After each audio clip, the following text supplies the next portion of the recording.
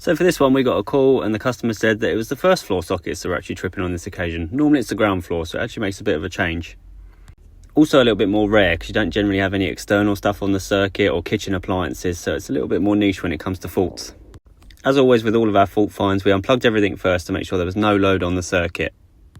And that actually fixed it, believe it or not. So we were there 10 minutes and charged them the hour. Of course I'm joking, as if we'd do that. This is a prime example of why fault finding isn't always as easy as it seems.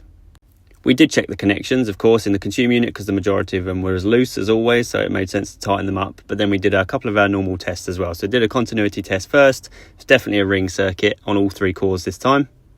And then moved on to insulation resistance because you've got to be sure. You can't just assume it's a problem with the plugged in item. You want to check the circuit. Lives to earths here were fine. You want to check neutrals and earths as well because there's no RCBO where it'd show up. But it turns out it was actually live to neutral was the issue on this one. And we were getting a low resistance reading. The lady had said her daughter had plugged in a phone charger or something. It was getting excessively hot. So I thought, I'll just go there first and check that socket.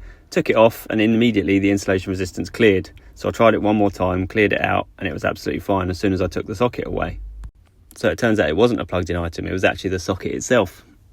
Had one in the stores in the van and decided to dress it all in properly, sleeved up the earths again, put a fly lead in and a grommet because none of that was in the first place. Checked the insulations one more time and this time we were all clear. So even now, if they do have a problem with a plugged-in appliance in the future, which it doesn't seem to be, they at least know the circuit is in good condition now because it's all been checked and tested. This is a prime example though. I could have cut and run after unplugging everything and resetting the breaker, seemingly worked fine, but it turns out there was a bit more of a deep-rooted issue underneath, so it's always worth checking.